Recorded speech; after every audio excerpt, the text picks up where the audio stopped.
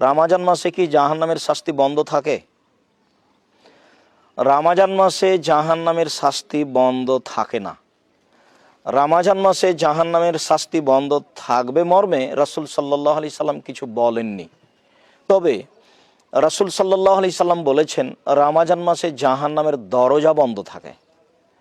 আবু হুরায়রা রাদিয়াল্লাহু তাআলা আনহু বলেন, রাসূল সাল্লাল্লাহু আলাইহি সাল্লাম বলেছেন, গুল্লেকাত আবওয়াবু জাহান্নাম, রমজান মাসে জাহান্নামের দরজা বন্ধ করা হয়। ও ফতেহাত আবওয়াবুর রাহমা, রহমতের দরজা খুলে দেওয়া হয়। ও ফতেহাত আবওয়াবুল জান্নাহ, জান্নাতের দরজা খুলে দেওয়া হয়। এসব হাদিসগুলিকে আমরা এইভাবে নিতে পারি যে রমজান মাসে আল্লাহ তাআলার এক বিশেষ দয়া আছে। এই দয়াগুলি প্রকাশ করার জন্য রাসূল সাল্লাল্লাহু আলাইহি সাল্লাম এভাবে বলেছেন।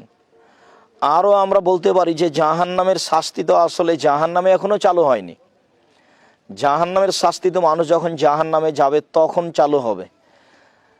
তবে আমরা এ মর্মে বলতে পারি যে মানুষ মারা গেলে জাহান্নাম এবং জান্নাত তার সামনে পেশ করা হয়, তখন কবর থেকেই সেই জাহান্নামের শাস্তি অনুভব করে থাকে। কেননা জাহান্নামের দরজা তার সামনে খুলে দেওয়া হয়, সে জাহান্নামের শাস্তিও অনুভব করে, জাহান্নাম দেখতেও পায়। তাহলে কেউ যদি বুঝে নেয় যে রমজান মাসে জাহান্নামের দরজা বন্ধ থাকে, মানে যাদের কবরে শাস্তি হচ্ছে তাদের শাস্তি হবে না, অর্থাৎ তারা জাহান্নামের শাস্তি দেখতে পাবে না। কথা এরকম নয়। রাসূল সাল্লাল্লাহু আলাইহি সাল্লাম এ ব্যাপারে কিছু বলেননি। বরং এটাই ঠিক যে বাকি 11 মাস যেভাবে কবরের শাস্তি হতে থাকে, রমজান মাসও সেভাবে হতেই থাকবে।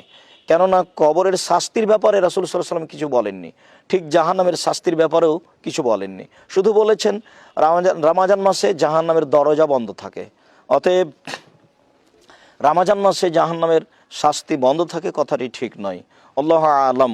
ওয়া সাল্লাল্লাহু আলা নবী ওয়া সাল্লাম।